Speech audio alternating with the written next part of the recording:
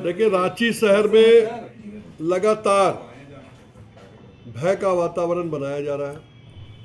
अब वो माध्यम सरकार हो, निगम हो या जिला प्रशासन हो, लेकिन आज के दिन रांची वासी भय में है।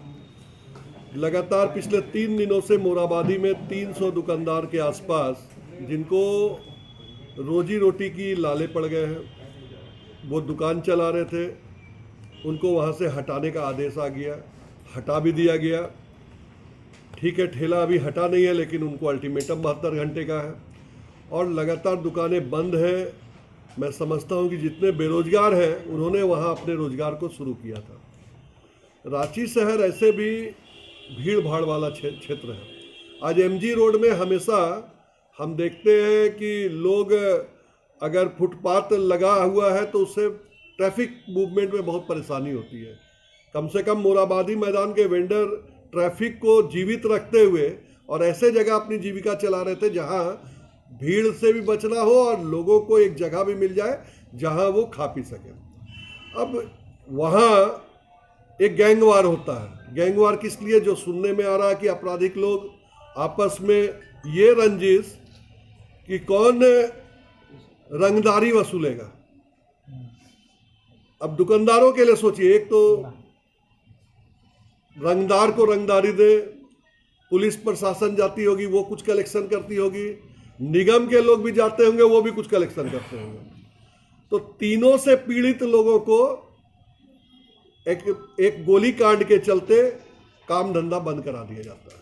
लगभग लोगों को प्रधानमंत्री द्वारा जो स्वनिधि योजना है, 10,000 रुपया लोन है, उससे जोड़ा गया है। जोड़ा इसलिए गया था कि रोजगार मिले।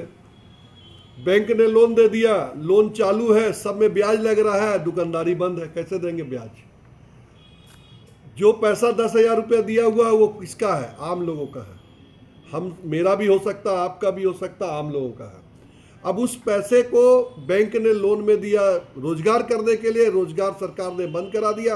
आज के दिन उनका एक तो पेट नहीं पल रहा, दूसरा वो बैंक का ब्याज के लिए भी मोहताज हो गए। कहीं ना कहीं देश की अर्थव्यवस्था को भी खराब करने की मुझे तो लगता है कि साजिश चल रही है। अगर इस तरह की व्यवस्था रहेगी, आप भी देखे होंगे, आप लोग रोज पत्रकारिता कर रहे हैं, विभिन्न चीज़ों को सामने ला रहे हैं। पूरे राज्य में भय और आतंक का माहौल है।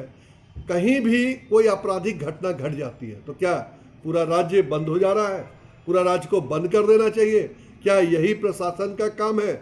और अगर नहीं तो फिर मोराबादी में जो दुकानदारी कर रहे हैं उनका क्या दोष है? व्यापारियों को आप इस तरह से पीड़ित करने का काम कर रहे हैं। सरकार को तो चाहिए कि कल के दिन इन सभी दुकानदारों को दुकानदारी शुरुआत कराई जाए और एक सुरक्षा का माहौल बनाया जाए।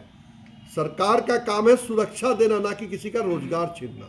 आप सुरक्षा दीजिए, पुलिस प्रशासन बढ़ाइए, कोई रंगदारी ना ले वहाँ, वो देखिए, सब कोई व्यवस्थित ढंग से रहे, वो हो, आपराधिक काम ना हो, कोई गलत चीज़ ना बिके। इन सब चीज़ों पर रोकथाम करने की आवश्यकता है, ना कि पूरे के पूरे व्यापार को बंद करने की आवश्यकता है। हम दूसरा पक्ष लेते हैं, लगातार अखबार के माध्यम से आ रहा है कि किसी को नोटिस, किसी को सील करने का नोटिस, किसी को बिल्डिंग तोड़ देने का नोटिस।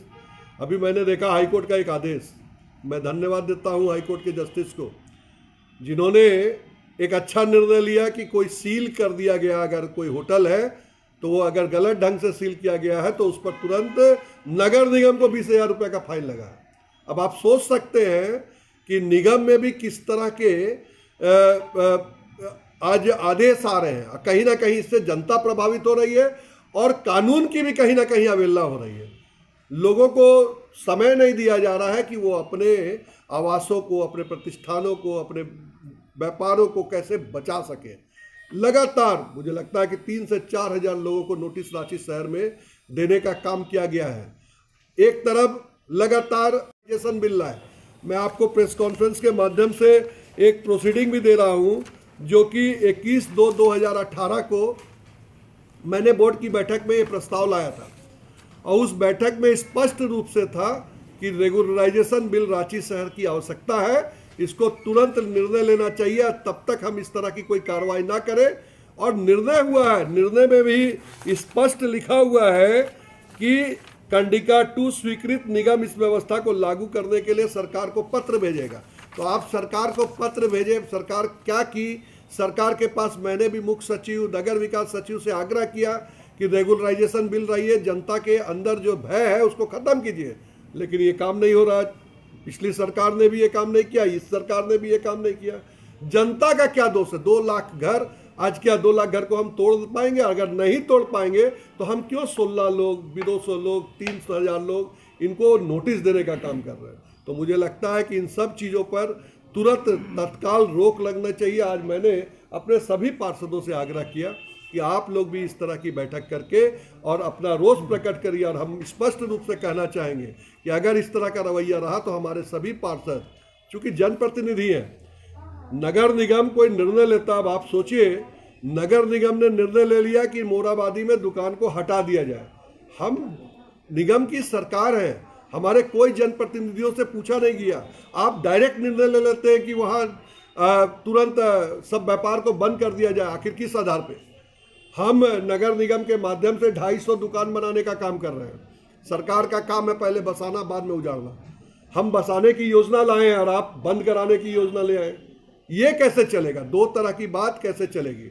जनप्रतिनिधियों को विश्वास में लेना चाहिए था, तब इस तरह के निर्णय होते तो हम भी उनके साथ रहते। और अगर नहीं हुआ है तो हम उनके खिलाफ मोराबादी में खड़े होकर उसका विरोध करेंगे, दुकानदारों को दुकान खुलवाने का काम करेंगे और सरकार को तुरंत निर्णय लेने के लिए हम विवश करेंगे। नहीं करेगी तो हम किसी भी तरह का आंदोलन को आगे बढ़ाने का काम करेंगे। इसका मतलब अधिकारी लोग किए हैं ना सर? देखिए, जितना मुझे मालूम है कि एक समन्वय बैठक हुई, उसमें यह निर्णय ले लिया गया कि वहां दुकान को बंद कर दिया जाए तत्काल। क्यों? इसलिए कि गोली चली, कोई पकड़ाया नहीं।